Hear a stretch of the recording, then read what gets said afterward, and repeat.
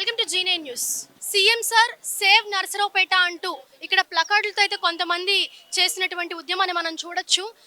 నర్సరావుపేటని save చేయండి, జగన్ ముద్దు గోపిరెడ్డి వద్దు అంటూ అక్కడ నర్సరావుపేట నియోజకవర్గంలో ఉన్నటువంటి ఎమ్మెల్యే గోపిరెడ్డి అయితే మాకు ఇంకా వద్దు, జగనే మాకు ముద్దు అని చెప్పేసి సీఎం సార్ని అడ్రస్ చేస్తూ అయితే ఇక్కడ కొంతమంది ప్లకార్డులు పట్టుకుని మనకు కనిపిస్తూ ఉన్నారు. నిరసన అనేది వాళ్ళు వ్యక్తం చేస్తూ ఉన్నారు.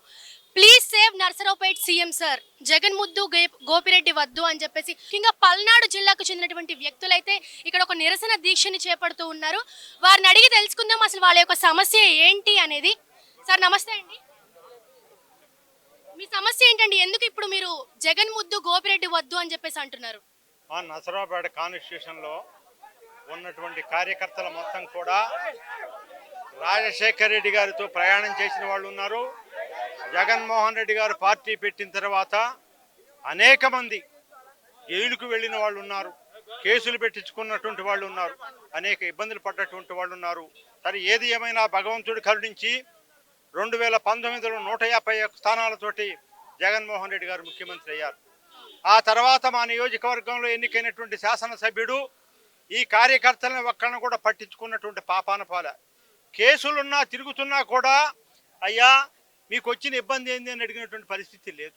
కేవలం తన స్వప్రయోజనాల కోసం, తన లాభాల కోసం మాత్రమే పార్టీని నర్సరావుపేట కాన్స్టిట్యూషన్ వాడుకున్నాడు తప్ప కార్యకర్తలను ఒక్కడిని కూడా పట్టించుకోలేదు. ఎవరి మానాన వాళ్ళని వదిలేశారు. నిజానికి మాలో మాకే ముఠాలు తయారు చేసి కేసులు పెట్టి వీళ్ళని పంచాయతీలు కూడా పనికి రాకుండా చేసినటువంటి పరిస్థితులు. చివరికి పంచాయతీ సర్పంచ్ దగ్గర నుంచి మండల సర్పంచ్ వరకు, మండల ప్రెసిడెంట్ వరకు, మండల ప్రెసిడెంట్ దగ్గర నుంచి జెడ్పీటీసీ వరకు అన్ని పదవులు ఆయనే చేస్తా ఉన్నాడు. సర్వ పదవుల శాఖ మంత్రిగానే ఆయన పనిచేస్తా ఉన్నాడు తప్ప ఆ నియోజకవర్గాన్ని పట్టించుకున్న పాపాన పోలేదు. కేవలం రియల్టర్లని, దందాగాళ్ళని వీళ్ళని దగ్గరికి తీసి డబ్బులు దండుకోవటమే తప్ప కార్యకర్తలను పట్టించుకున్నటువంటి పాపాన పోలేదు. వద్దు అంటే ఇంకెవరైనా కావాలి అని మీకుందా? చెప్పలేదమ్మా, ఎవరు కావాలి అనేది మా అభిప్రాయం కాదు. జగన్మోహన్ రెడ్డి గారు మెచ్చినటువంటి క్యాండిడేట్, గెలిచే క్యాండిడేట్ ఏ వ్యక్తిని ఇచ్చినా సరే మా ప్రాణాలు ఒడ్డైనా సరే గెలిపించి తీసుకువస్తామనే మాట జగన్మోహన్ రెడ్డి గారికి చెప్పటానికి, ఆయన దృష్టికి తీసుకురావటానికి మాత్రం ఇక్కడికి వచ్చాము తప్ప ఒక వ్యక్తి మీద మాకు ఎలాంటి ద్వేషాలు లేవని మాత్రం స్పష్టంగా చెప్పదు. మీ అభిప్రాయం ఏంటండి? నియోజకవర్గంలో ఇప్పుడున్నటువంటి గోపిరెడ్డి ఎమ్మెల్యే ఎవరైతే ఉన్నారో ఆయన అభివృద్ధి చేయలేదు అంటారా? ఖచ్చితంగా చేయలేదు. జగన్మోహన్ రెడ్డి అభివృద్ధి అనేది ఈ రాష్ట్రం మొత్తం కూడా బ్రహ్మాండంగా ఉంది. నర్సరావుపేట వచ్చేసరికి గోపిరెడ్డి శ్రీనివాసరెడ్డి ఆయనకి ఏదైతే కావాలో, ఏదైతే సంపాదన మీద ఉన్నాడో ఆ సంపాదన కొరకు పార్టీ కార్యకర్తల్ని బలి చేసి ఎవరో కొత్త వాళ్ళందరినీ కూడా, పార్టీకి పనిచేయని వాళ్ళందరినీ కూడా తీసుకొచ్చి వాళ్ళకి ఏం కావాలా, ఈయనకి ఏం కావాలా అనే దాని మీదనే ఉన్నాడు తప్పితే రెండోది కాదు. ఏది ఏమైనా సరే ఈరోజు మేమంతా నర్సరావుపేట కాన్స్టిట్యూషన్ నుంచి 2 మండలాలు, టౌను మొత్తం కూడా అన్ని క్యాస్టుల వారీగా ఇది ఎవరు మాకు ప్రోత్సాహం చేసింది లేదు. ఎవరికి వాళ్ళే స్వచ్ఛందంగా ఈరోజు అందరూ రావడం జరిగింది. కొన్ని విషయాలు మా రీజనల్ కోఆర్డినేటర్కి చెప్పాము, ఆయన కూడా పరిశీలన చేస్తున్నాడు.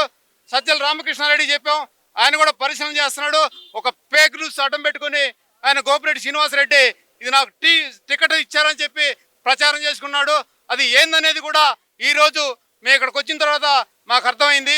జగన్మోహన్ రెడ్డి 175 సీట్లు సిట్టింగ్ ఎమ్మెల్యేకి కూడా ఎక్కడ కూడా ఫలానని వ్యక్తిని ఇంతవరకు డిక్లేర్ చేయలేదు. అది మాకు అర్థమైంది. ఏది ఏమైనా సరే నర్సరావుపేట కాన్స్టిట్యూషన్లో 175లో నెంబర్ 1 కాన్స్టిట్యూషన్ నర్సరావుపేట.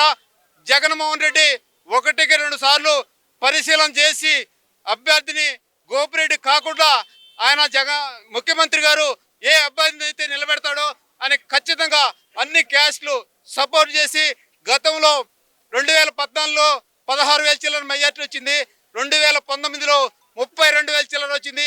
ఇప్పుడు 50,000 మెజార్టీ తెచ్చేదానికి ఈ కార్యకర్తలందరూ కూడా అన్ని కులాల వారీగా పనిచేస్తారని మీకు తెలియజేస్తున్నాం. ఇప్పుడు ఏదైనా సరే ఈ వార్త జగన్మోహన్ రెడ్డి తెలుసుకొని మాకు ఎవరైతే పుట్టకాలు ఉన్నారో వాళ్ళ 4-3 తీసుకెళ్తే వాళ్ళు పంపిస్తే మనకి ఆయన కొన్ని సమస్యలు చెప్పుకుంటాము. ఆయన దృష్టికి మీ మీడియా ద్వారా తెలియజేస్తున్నాం. సీఎం ప్రోటోకాల్ ప్రకారం ఒక్కసారి సీఎం గారి దగ్గర కనుక మమ్మల్ని తీసుకెళ్తే అక్కడ అసలు నియోజకవర్గంలో ఉన్నటువంటి సమస్యలు అయితే మేము చెప్తాము.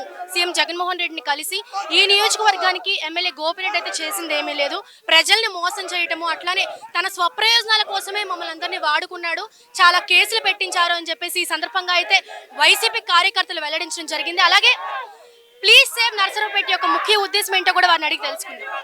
ప్లీజ్ సేవ్ నర్సరావుపేట అని చెప్పేసి ప్లకార్డ్ కనిపిస్తుంది కదండి, దీని ముఖ్య ఉద్దేశం ఏంటి, అసలు మీ అభిప్రాయం ఏంటి? నా పేరు బోరుగడ్డ అంబేద్కర్, ఉమ్మడి మాల మహానాడు జిల్లా అధ్యక్షుడిని. 2013 నుంచి పార్టీకి దళితులందరూ కలిసి ఎస్సీ ఎస్టీ బీసీ మైనార్టీలు కలిసి అత్యధిక మెజారిటీతో గోపిరెడ్డి గారిని గెలిపిస్తే ఇందులో ముఠా తగాతాలు పెట్టి ఎస్సీలకి మైనార్టీస్కి బీసీలకి ఎస్టీలకి పెట్టి ఆయన మాట వినని వాళ్ళపై పక్క వాళ్ళ చేత వాళ్ళ సామాజిక వర్గం వాళ్ళ చేత దాడి చేయించి వాళ్ళ మీదే కేసులు పెట్టిస్తూ ఉన్నాడు.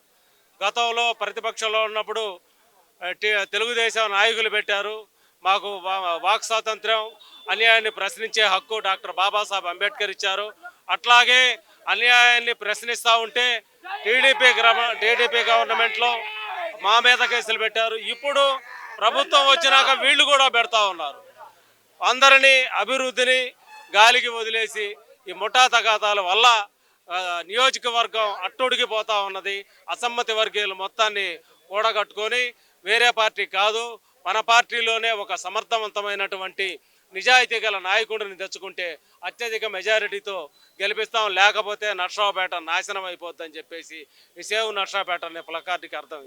సీఎం జగన్మోహన్ రెడ్డి చూసి అయితే ఓటేస్తారు, కానీ అక్కడ ఉన్నటువంటి నియోజకవర్గంలో అయితే అభివృద్ధి ఏమాత్రము కూడా లేదు. అక్కడ ఉన్నటువంటి ఎమ్మెల్యే గోపిరెడ్డి అయితే తన స్వప్రయోజనాల కోసమే పనిచేస్తున్నారు. ఇప్పటి వరకు కనీసం ఇళ్ల పట్టాలు ఇచ్చేటువంటి విషయంలో కానీ, అలాగే అక్కడ అందుబాటులో ఏదన్నా నియోజకవర్గ ప్రజలకి మేలు చేసే పనులైతే ఆయన ఏమీ చేయడం లేదు. ఇంకా సామాజిక వర్గాల్లో చిచ్చు పెట్టి అక్కడ గొడవలు రేకెత్తించే విధంగాను, కేసులు పెట్టించే విధంగాను ఆయన పనిచేస్తున్నారు. కాబట్టి గోపిరెడ్డి అయితే వద్దు, జగన్ ముద్దు. జగన్మోహన్ రెడ్డి గారు ఎవరిని తీసుకొచ్చినా సరే ఎమ్మెల్యేగా మేము గెలిపించుకుంటాము, అలాగే వైఎస్ఆర్సీపీ కోసం మేము పనిచేస్తాము అని చెప్పేసి వైఎస్ఆర్సీపీ కార్యకర్తలు, నాయకులు అయితే ఇక్కడ పెద్ద ఎత్తుగా వాళ్ళు తరలి వచ్చి పల్నాడు జిల్లా నరసరావుపేట నియోజకవర్గం నుంచి ఇంత భారీగా జనసందోహంగా వాళ్ళు వచ్చి ఆందోళన చేసి వాళ్ళ యొక్క నిర్ణయాన్ని, వాళ్ళ యొక్క అభిప్రాయాన్ని అయితే వాళ్ళు తెలియజేయడం జరిగింది. కెమెరామెన్ నరేష్తో మౌనిక, G9 న్యూస్, తాడేపల్లి. నేనొక నిజం, జరిగే యథార్థాల అగ్ని పర్వతం, జననం మరణం మధ్య జరిగే నాటకానికి నేనే సాక్షిని. సగటు మానవుని గొంతుక నేను. మీ అందరి కోసం ప్రతి గడియ పనిచేస్తూ గళం వినిపించే G9 న్యూస్.